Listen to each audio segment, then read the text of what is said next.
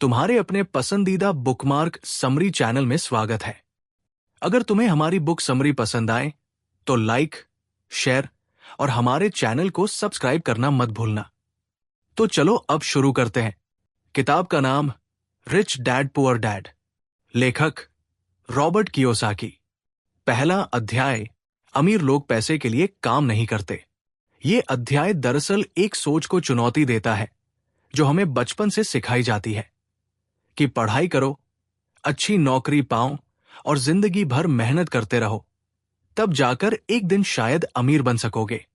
लेकिन लेखक यहां साफ कहता है कि यह सोच अधूरी है। लेखक अपने दो पिताओं के जरिए दो अलग अलग मानसिकताएं दिखाता है। पहला है पुअर डैड, जो खुद लेखक का असली पिता था। वो बहुत पढ़ा लिखा था, डिग्रियां थी, नौकरी स्थिर थी, लेकिन पैसों को लेकर हमेशा चिंता बनी रहती थी। उसे लगता था कि नौकरी करना ही एकमात्र रास्ता है सुरक्षित जिंदगी का। दूसरा है रिच डैड, जो लेखक के दोस्त माइक का पिता था। वो ज्यादा पढ़ा लिखा नहीं था, लेकिन सोच बहुत अलग थी। उसे किताबों की डिग्रियों से ज्यादा पैसों की समझ पर भरोसा था। उसकी सोच ये थी कि अगर पैसा खुद के लिए काम कर रहा है तब असली आजादी है। लेखक बताता है कि जब वो और माइक छोटे थे तब उनके मन में सवाल उठे, अमीर लोग आखिर कैसे अमीर बनते हैं। दोनों ने माइक के पापा से जाकर पूछा। उन्होंने उन्हें कुछ सिखाने का वादा किया, लेकिन शर्त रखी कि पहले काम करना पड़ेगा, और वो भी बहुत कम पैसों में। लेखक ने सोचा कि शायद कुछ खास तरीका सिखाया जाएगा, लेकिन जब उसे एक पुरानी दुकान में अखबारों की सफाई और छोटे मोटे काम दिए गए तो उसे लगा कि ये तो ज्यादती है। पैसे बहुत कम मिल रहे थे और काम काफी था। कुछ हफ्तों बाद जब लेखक ने हिम्मत जुटाकर रिच डैड से कहा कि ये तो गलत हो रहा है, इतनी मेहनत में इतना कम पैसा क्यों मिल रहा है, तब असली सिखाई शुरू हुई। रिच डैड ने पूछा, क्या तुम अभी भी पैसा पाने के लिए ही काम कर रहे हो या कुछ सीखने के लिए भी रुके हो? उन्होंने कहा कि दुनिया में ज्यादातर लोग डर और लालच के बीच फंस जाते हैं। डर उन्हें नौकरी पकड़कर रखने पर मजबूर करता है और लालच उन्हें सोचने नहीं देता कि पैसा कैसे कमाया जाए। इसलिए वे लोग बार बार एक ही रास्ता चुनते हैं, ज्यादा तनख्वाह, ज्यादा काम और फिर भी सुकून नहीं। रिच डैड ने जो सबसे अहम बात कही वो ये थी, अगर तुम सिर्फ तनख्वाह के लिए काम करते रहोगे तो तुम हमेशा दूसरों के लिए काम करते रहोगे, अपने बॉस के लिए, सरकार के लिए और बैंकों के लिए। यहां लेखक ने पहली बार समझा कि पैसा कमाना ही सब कुछ नहीं है, उससे भी ज्यादा जरूरी है पैसा कैसे काम करता है, इसे समझना। तो इस पहले अध्याय का मतलब यह है कि अगर कोई जिंदगी भर केवल तनख्वाह के भरोसे रहेगा तो वो कभी खुद की मर्जी से जिंदगी नहीं जी पाएगा। अमीर बनने का पहला कदम है ये समझना कि पैसा हमारा मालिक नहीं, बल्कि हमारा नौकर होना चाहिए। दूसरा अध्याय, पैसे की समझ। ये अध्याय पिछले अध्याय से भी ज्यादा जरूरी है, क्योंकि यहां लेखक बताता है कि क्यों स्कूल और कॉलेज हमें अमीर बनना नहीं सिखा पाते और अमीर लोग आम लोगों से अलग क्या सोचते हैं। स्कूल हमें यह सिखाता है कि अच्छे नंबर लाओ, अच्छे कॉलेज जाओ, फिर अच्छी नौकरी पाओ, लेकिन ये कहीं नहीं बताया जाता कि उस तनख्वाह का करना क्या है, उसे कैसे खर्च करें, कैसे बचाए, कैसे बढ़ाए, ये सब गायब है। रिच डैड ने लेखक को बहुत शुरू में दो चीजें सिखाई। पहली, सिर्फ पैसे कमाने से अमीर नहीं बना जाता। दूसरी, अमीर लोग पैसे की भाषा को समझते हैं। अब यहां दो शब्द आते हैं जो इस अध्याय की नींव है, संपत्ति, एसेट, और दायित्व, लायबिलिटी। ज्यादातर लोग इन दोनों में फर्क नहीं समझते। संपत्ति वो होती है जो तुम्हारे लिए कमाई लाती है, जैसे किराए पर दिया गया मकान, स्टॉक से मिलने वाला डिविडेंड, कोई बिजनेस जिसमें रोज समय न देने पर भी पैसा आता रहे। दायित्व वो होता है जो सिर्फ खर्च बढ़ाता है, जैसे नई गाड़ी की किश्त, बड़े घर की ईएमआई, क्रेडिट कार्ड का ब्याज। अब मिडिल क्लास लोग क्या करते हैं? जैसे ही तनख्वाह बढ़ती है वे नई चीजें खरीद लेते हैं, महंगी चीजें, दिखावे की चीजें, और उन्हें लगता है कि वे तरक्की कर रहे हैं, लेकिन असल में वे अपने कंधों पर और बोझ डालते जा रहे होते हैं। वे मकान लेते हैं, कार लेते हैं, लेकिन ये चीजें जेब से पैसा निकालती रहती हैं, कुछ कमाकर नहीं देती। फिर वे नई तनख्वाह के इंतजार में रहते हैं और ये चक्र चलता रहता है। रिच डैड ने कहा कि अमीर लोग सबसे पहले अपने लिए संपत्तियां बनाते हैं, मतलब ऐसा सिस्टम, ऐसा निवेश जो हर महीने पैसे लाए, बिना हर दिन मेहनत किए, जैसे रेंटल प्रॉपर्टी, स्टॉक, बॉन्ड्स, छोटी कंपनियों में हिस्सेदारी, पेटेंट वगैरह। लेखक समझाता है कि अमीर बनने के लिए सबसे पहला कदम यह है कि पहले खुद से यह पूछा जाए, जो चीजें मैं खरीद रहा हूं, क्या वो मेरी संपत्ति है या मेरे ऊपर दायित्व बन रही है?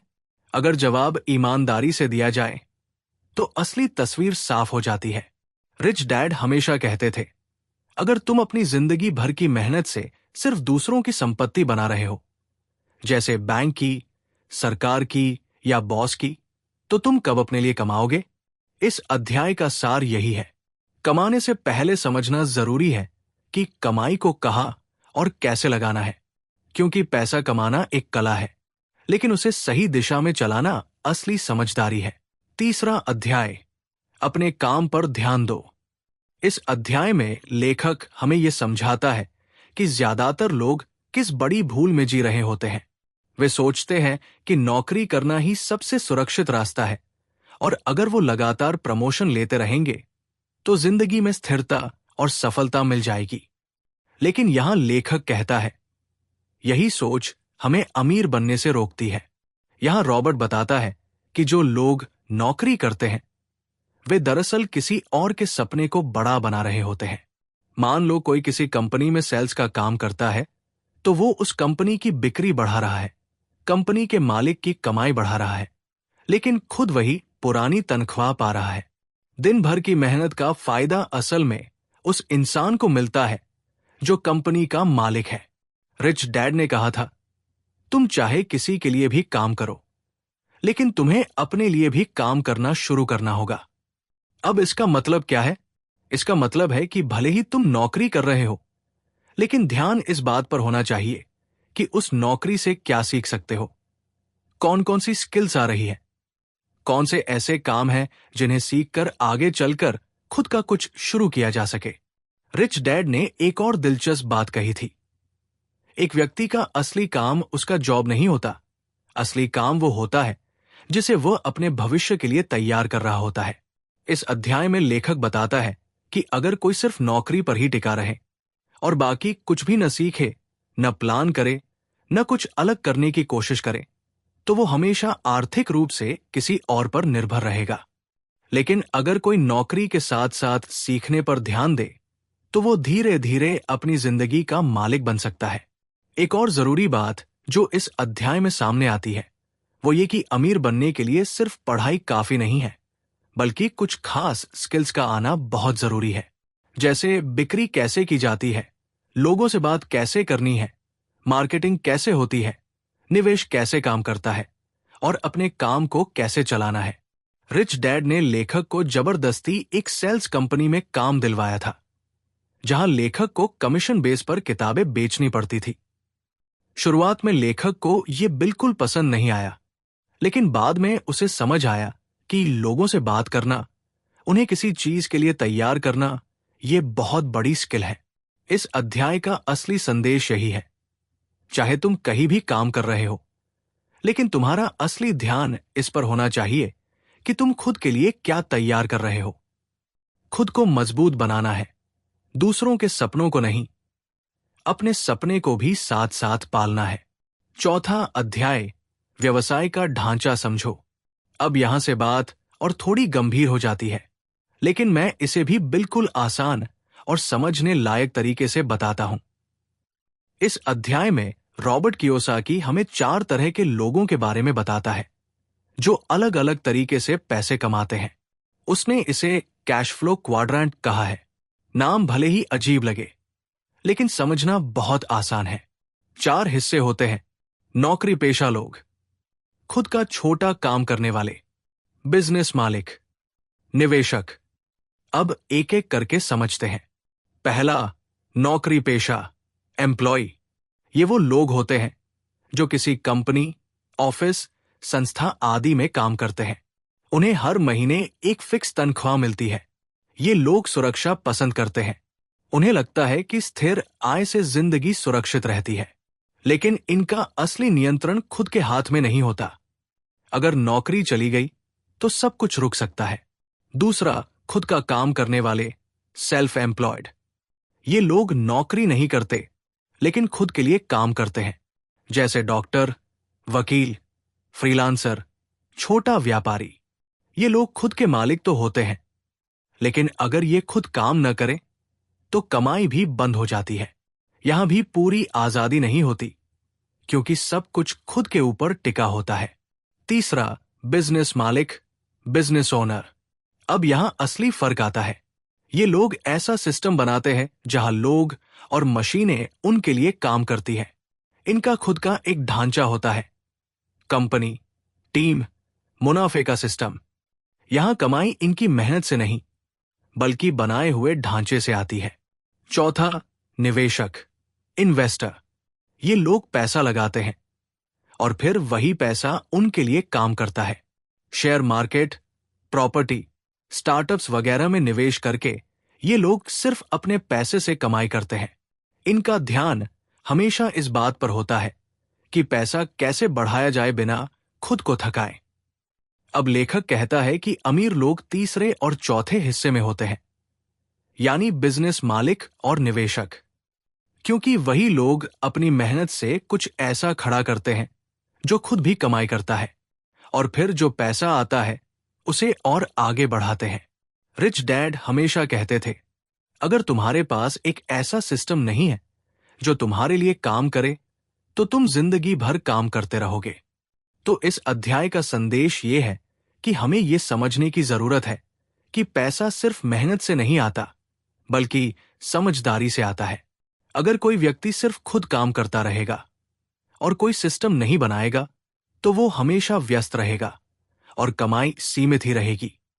इस अध्याय में लेखक बार बार यही बात दोहराता है कि अगर तुम चाहते हो कि आने वाले सालों में आजादी हो, समय की भी और पैसों की भी, तो खुद के लिए ऐसा ढांचा बनाओ जो तुम्हारे बिना भी चले और पैसे लाता रहे। रिच डैड ने लेखक से कहा था, अगर तुम हर बार ये सोचते रहोगे कि तुम्हारे पास पैसे नहीं है, तो तुम कभी सीख ही नहीं पाओगे कि पैसे को बनाया कैसे जाता है।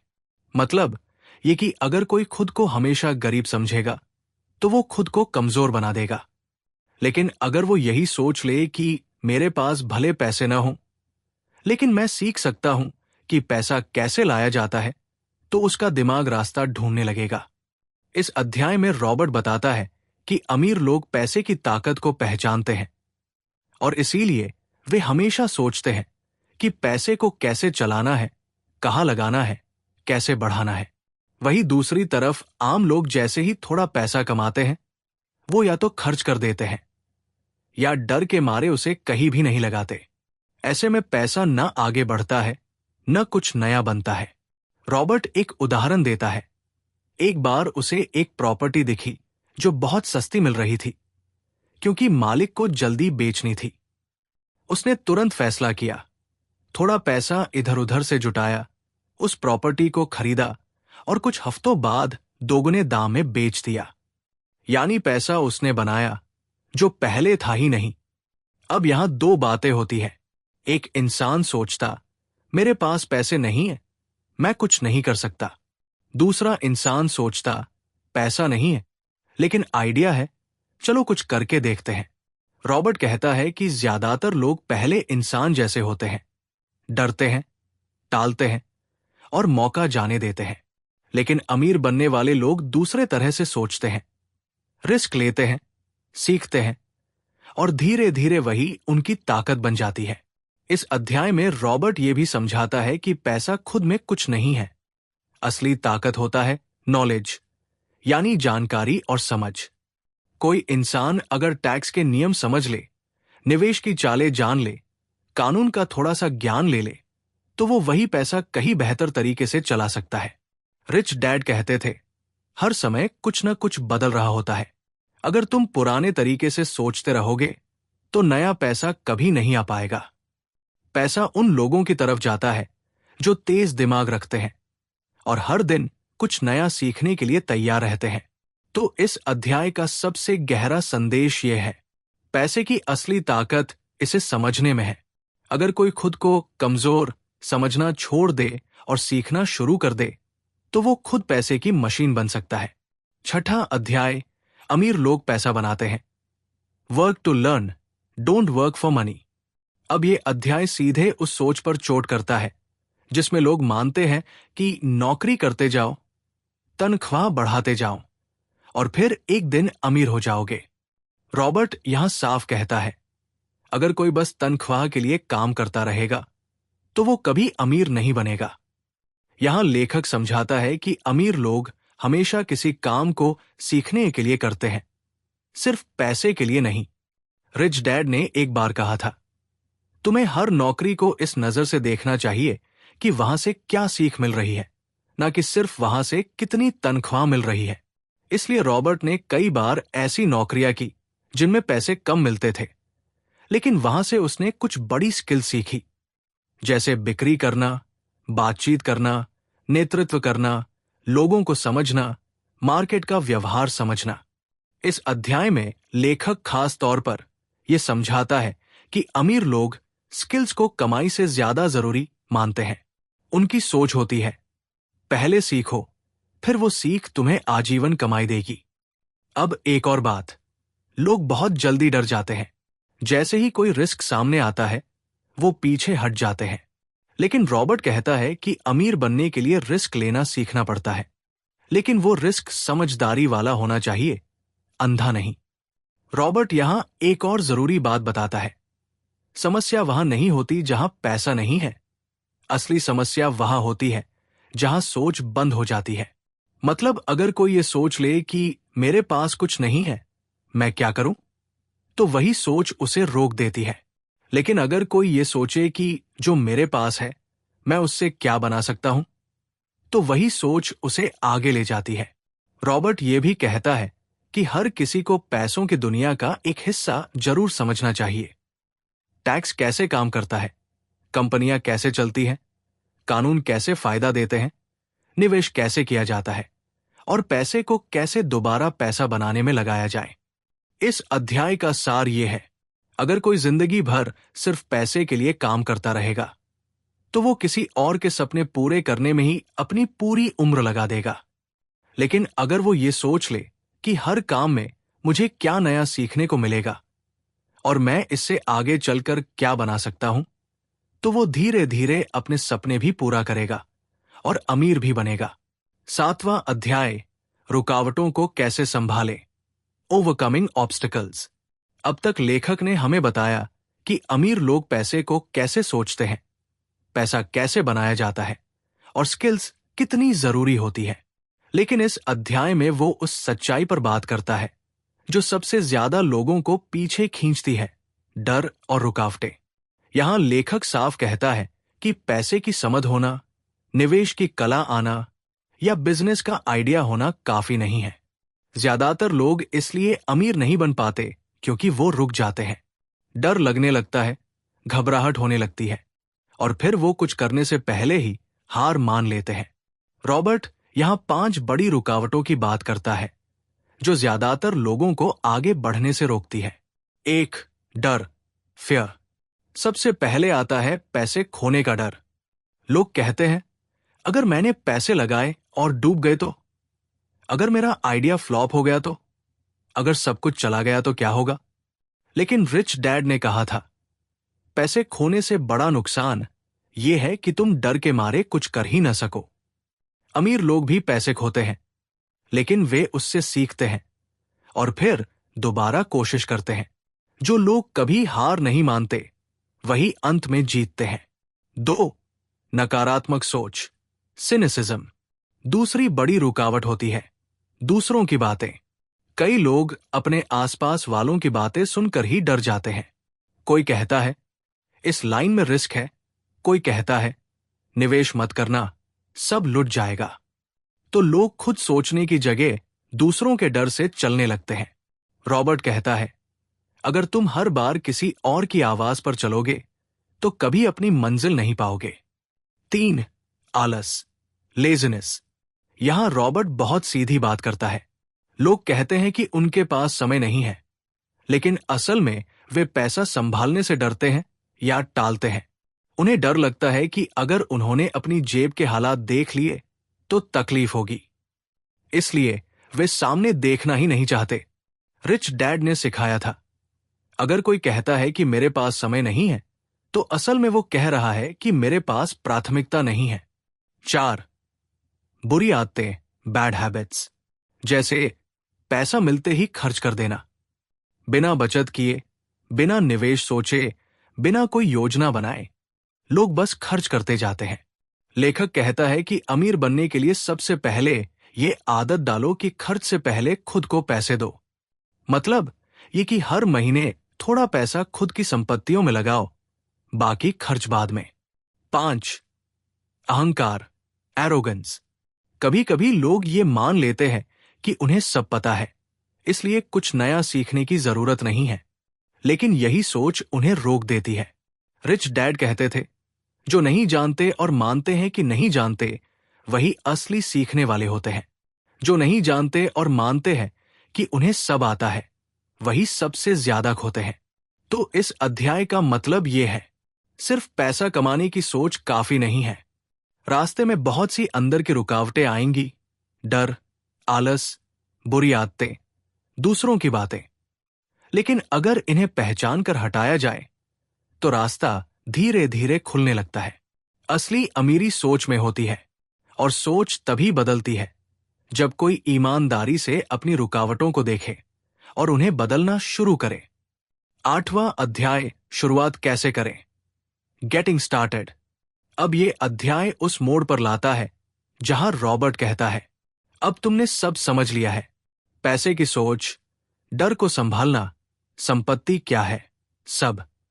अब सवाल यह है, शुरुआत कहां से करो? यहां वो कुछ आसान और सीधी बातें बताता है जो किसी को भी अमीर बनने के सफर पर चलने के लिए मदद कर सकती है। सबसे पहले एक स्पष्ट कारण खोजो। रॉबर्ट कहता है, अगर तुम्हारे पास कोई मजबूत क्यों नहीं है तो तुम किसी भी कैसे में टिक नहीं पाओगे। मतलब अगर तुम्हारे अंदर कोई गहरी वजह नहीं है अमीर बनने की, तो तुम किसी भी मुश्किल में हार मान लोगे। ये वजह कोई भी हो सकती है। परिवार के लिए आजादी चाहिए, खुद के सपनों को पूरा करना है, समाज में बदलाव लाना है। लेकिन वो वजह तुम्हारी अपनी होनी चाहिए, दिल से निकलने वाली। दूसरा, हर दिन सीखते रहो। रॉबर्ट कहता है, अमीर लोग हमेशा खुद को अपडेट रखते हैं। वो पढ़ते हैं, सुनते हैं, सवाल पूछते हैं। वो सिर्फ स्कूल की पढ़ाई पर नहीं टिके रहते, वो पैसों की भाषा रोज सीखते हैं। अगर कोई हर महीने सिर्फ एक किताब पढ़े जो निवेश, बिजनेस या पैसे की समझ पर हो, तो एक साल में उसकी सोच बदल सकती है। तीसरा, खर्च से पहले निवेश करने की आदत डालो। लेखक एक लाइन बार बार दोहराता है, पहले खुद को पैसे दो। मतलब ये कि तनख्वाह आते ही सबसे पहले एक हिस्सा बचाओ, निवेश करो, और फिर बाकी खर्च चलाओ। ज्यादातर लोग उल्टा करते हैं, पहले खर्च करते हैं, फिर सोचते हैं कि जो बचेगा वो बचाएंगे, पर अक्सर कुछ बचता ही नहीं। इसलिए आदत बदलनी जरूरी है। चौथा, छोटा शुरू करो पर चालू रखो। रॉबर्ट कहता है, तुम्हें एकदम बड़ी शुरुआत नहीं करनी है, छोटे छोटे कदम लो, थोड़ा थोड़ा निवेश करो, छोटी संपत्तियां बनाओ, पर सबसे जरूरी यह है कि रुकना मत। 5वां, अपने आसपास अमीर सोच रखने वाले लोग रखो। रॉबर्ट कहता है, अगर तुम हमेशा उन लोगों के साथ रहते हो जो खुद पैसों से डरते हैं, तो धीरे धीरे तुम्हारा भी डर बढ़ेगा। इसलिए उन लोगों से सीखो, मिलो, बातें करो जो पैसा समझते हैं, सोचते हैं, काम करते हैं। आखिरी बात, हर फेलियर से सीखो। रॉबर्ट साफ कहता है, तुम कभी अमीर नहीं बन पाओगे अगर तुम गलती करने से डरते रहोगे। असली जीत वही करता है जो गिरकर फिर से खड़ा होता है। हर बार जब कुछ गलत होता है तो वो एक सीख देता है, और यही सीखें एक दिन तुम्हारा असली अनुभव बन जाती है। इस अध्याय का पूरा सार ये है, अगर कोई अमीर बनना चाहता है तो उसके अंदर सिर्फ जानकारी नहीं, हिम्मत और वजह भी होनी चाहिए। रास्ता लंबा हो सकता है, लेकिन अगर कोई हर दिन थोड़ा थोड़ा सीखे, सोचे और आगे बढ़े तो एक दिन वो वहां पहुंच सकता है जहां वो हमेशा से चाहता था। 9वां अध्याय, आगे बढ़ने के लिए 10 कदम। Still want more? Here are 10 steps. इस अध्याय में लेखक थोड़ा रुककर बात करता है। वो समझता है कि अब तक जो कुछ भी किताब में बताया गया है वो कई लोगों को अच्छा तो लगेगा, पर सवाल यही रहेगा, अब मैं शुरू कैसे करूं? या कैसे खुद को रोज उस रास्ते पर टिकाए रखूं जहां मैं धीरे धीरे अमीर बन सकूं? तो रॉबर्ट यहां 10 ऐसे कदम बताता है जो किसी भी इंसान को अंदर से मजबूत बनाने के लिए जरूरी है। ये कदम न तो कोई नियम है और न ही कोई फार्मूला।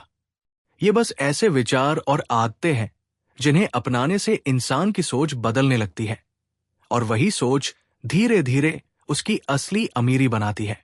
अब मैं हर कदम को थोड़ा और समझाकर बताता हूं। 1, एक मजबूत कारण खोजो कि क्यों अमीर बनना है। अगर तुम्हारे पास कोई गहरी वजह नहीं है तो तुम थोड़े समय में थक जाओगे। ये कारण कुछ भी हो सकता है, अपने परिवार को आजाद जिंदगी देना, खुद के सपनों को पूरा करना, गरीबी का चक्र तोड़ना। पर वो वजह तुम्हारे दिल से निकलनी चाहिए, तभी वो तुम्हें रोज खींचेगी। 2, हर दिन अपनी पसंद के ज्यादा करीब जाओ, डर के नहीं। लोग ज्यादातर वही करते हैं जिससे डरते हैं। नौकरी इसलिए करते हैं क्योंकि तनख्वाह छूटने का डर है। खर्च इसलिए नहीं रोकते क्योंकि लाइफस्टाइल गिरने का डर है। लेकिन अमीर बनने वाले लोग अपनी पसंद और सपने को प्राथमिकता देते हैं। वो डर से नहीं, अपने जुनून से चलते हैं। 3, अपने दोस्तों और माहौल को देखो। अगर तुम ऐसे लोगों के बीच हो जो सिर्फ शिकायत करते हैं, डरते हैं और कुछ नया करने से कतराते हैं, तो तुम पर भी असर पड़ेगा। लेकिन अगर तुम उन लोगों के साथ हो जो सीखते हैं, चर्चा करते हैं, रिस्क लेते हैं, आगे बढ़ते हैं, तो तुम में भी वही बदलाव आने लगेंगे। 4, एक नई स्किल या जानकारी रोज सीखो। अमीर लोग हमेशा सीखते रहते हैं। तुम्हें न तो सब कुछ एक साथ सीखना है और नहीं डरना है कि मुझे तो कुछ नहीं आता। बस एक दिन में एक छोटा सा पॉइंट सीखो। टैक्स क्या होता है, शेयर कैसे काम करता है, प्रॉपर्टी का क्या सिस्टम है, एक नया शब्द भी चलेगा। धीरे धीरे ये छोटे छोटे कण मिलकर एक मजबूत सोच बना देंगे। 5, ताकतवर बनो, कमजोर नहीं। कभी कभी हम खुद को ही रोकने लगते हैं। मेरे पास पैसे नहीं है, मुझे कोई आइडिया नहीं है, मेरे हालात अच्छे नहीं हैं। लेकिन रॉबर्ट कहता है, जब भी ऐसा सोचो तो खुद से पूछो, इसका हल क्या है? कमजोरी बताना आसान है, पर रास्ता ढूंढना ताकत है। 6, फायदे पर ध्यान दो, खर्च पर नहीं। ज्यादातर लोग सोचते हैं, मैं इतना खर्च कैसे करूंगा? लेकिन अमीर लोग सोचते हैं, मैं इससे क्या कमा सकता हूं? वो कुछ खरीदते वक्त ये नहीं सोचते कि ये महंगा है, बल्कि सोचते हैं कि ये आगे मुझे कितना रिटर्न देगा। 7, नायक को खोजो, नकल मत करो। किसी को आदर्श बनाओ, लेकिन उसकी नकल मत करो। रॉबर्ट ने कई सफल निवेशकों और बिजनेस लीडर से सीखा, लेकिन उन्हें बस कॉपी नहीं किया। हर इंसान की अपनी यात्रा होती है, और सबसे जरूरी बात यह है कि तुम अपनी राह खुद बनाओ। 8, हर काम करो जैसे सीख रहे हो, सिर्फ कमा नहीं रहे। हर नौकरी, हर व्यापार, हर अनुभव से कुछ न कुछ सीखने की कोशिश करो। अगर तुम किसी छोटे काम से भी कुछ नया सीख लेते हो तो वो काम तुम्हारे लिए अमूल्य हो जाता है। कमाई एक बार की हो सकती है, लेकिन सीख हमेशा की होती है। 9, देना सीखो।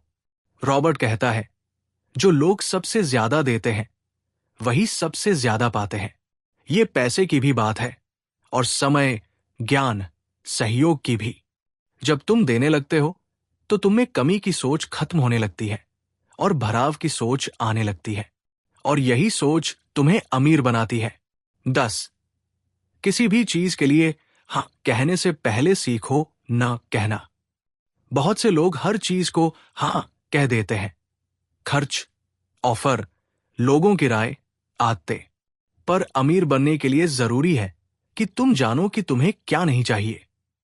तभी तुम अपने लक्ष्य पर टिके रह पाओगे।